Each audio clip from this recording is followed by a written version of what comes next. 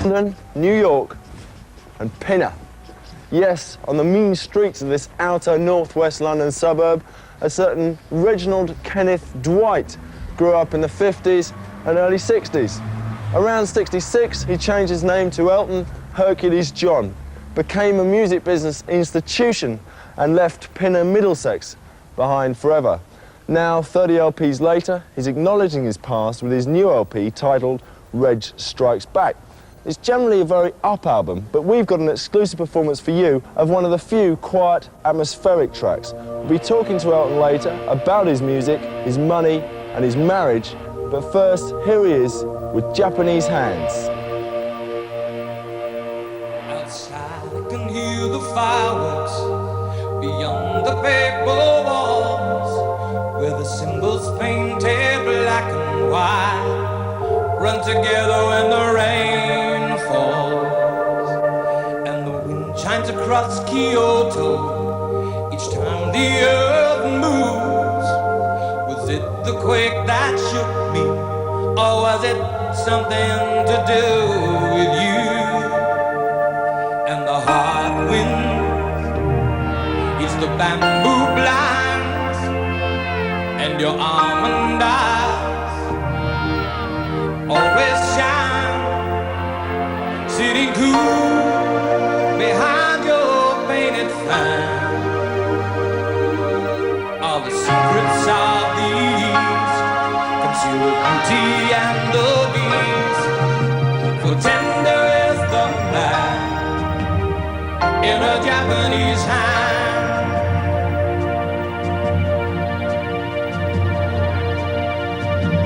Flesh on silk looks different than on a cotton sheet back home, when no one wears their hair like yours beneath those oriental combs. And with your thirsty fingers running up and down my spine, you forget the Western woman when you're sleeping on Kyoto time. And the hard wind is the bamboo blinds, and your almond eyes always shine, sitting cool behind your painted fan. All the secrets of the East conceal the beauty and the beast.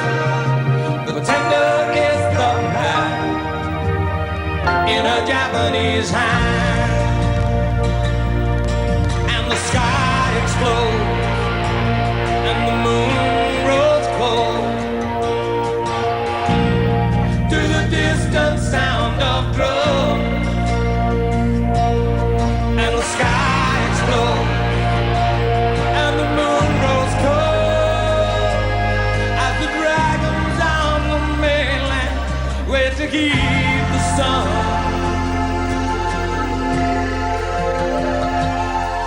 And the hard wind is the bamboo blinds, and your almond eyes, they always shine, sitting cool behind your painted fan. All the secrets of the East conceal the beauty and the beast. For tender is the man in a Japanese hand. And the hard wind is the bamboo blinds, and your almond eyes, oh, they always shine, sitting cool behind your painted fan. All the secrets of the East conceal the beauty and the beast.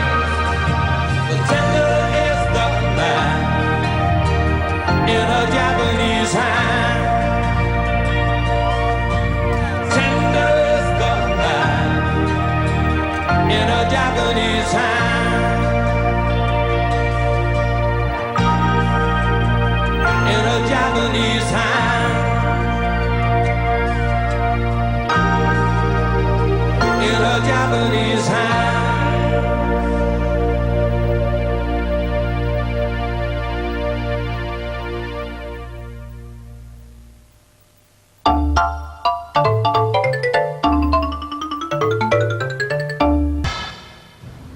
Everybody's got to start somewhere, and this pub is where, in 1964, age 16, Elton John earned his first money as a musician. 10 years later, he accounted for an incredible 2% of all records sold worldwide, became one of rock's most flamboyant multimillionaires with a prolific recording output and a scandalous private life. 24 years after, the nervous adolescent must have battled to be heard above those weekend drinkers here in the distant outskirts. We asked Elton about those early gigs at the Northwood Hills pub. 15 or 16 and at school, that was £1 a night I was paid on Thursday night and Friday, sometimes on Friday, Saturday and Sundays.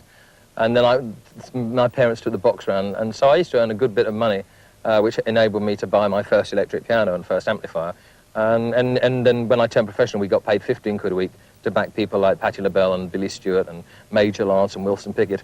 And 15 quid a week each between 8 of us, and we did 4 gigs in one day. But when you're young, you don't think about the money. You just think about, oh, when's the next gig coming? Oh, we've got a gig, great. Money doesn't play a big part it didn't play a big part when I happened in the States, really. It was just, I couldn't believe my record was in the charts above Crosby, Stills and Nash. It was pure excitement. I never had time to think about the money.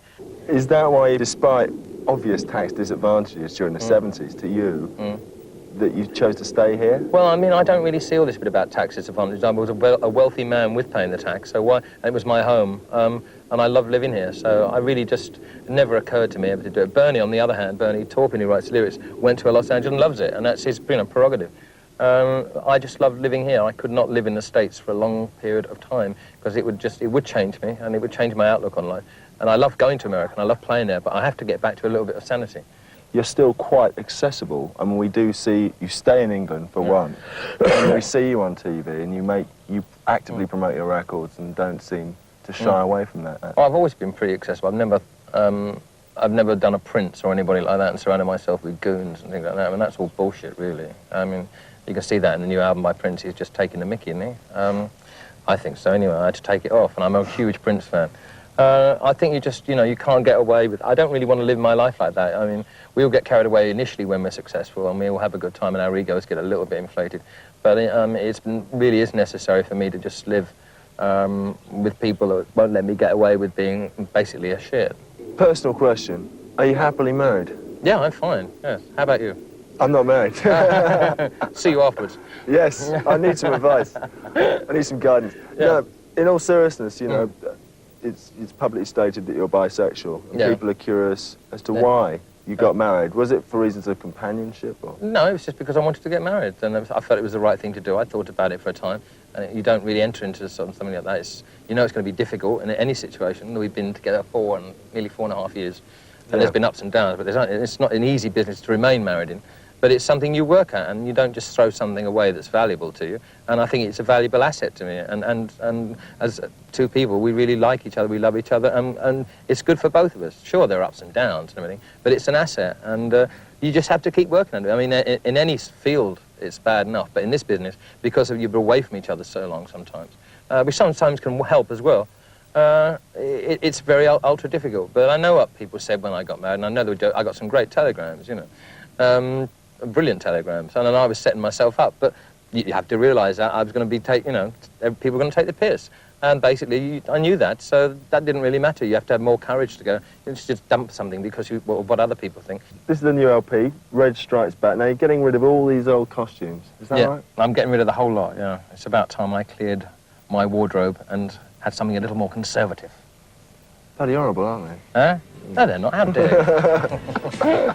you? It gets so hard sometimes to understand.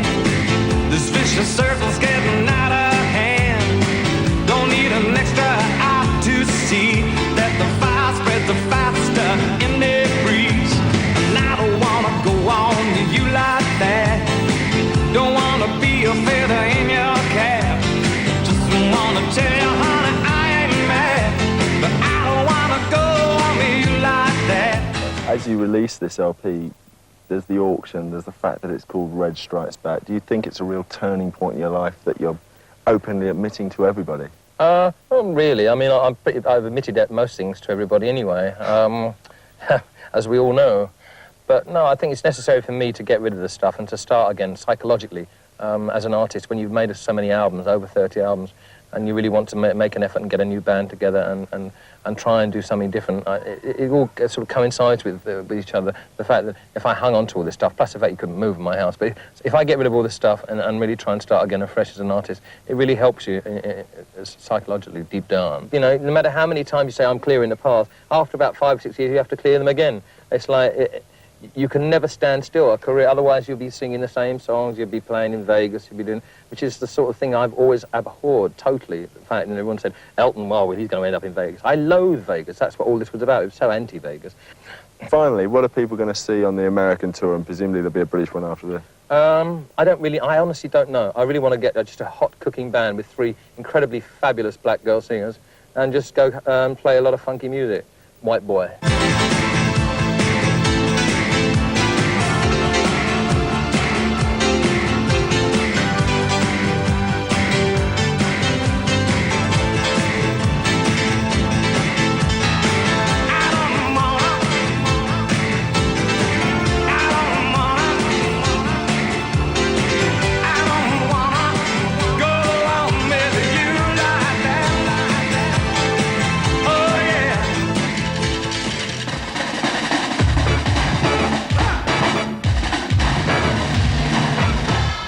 Next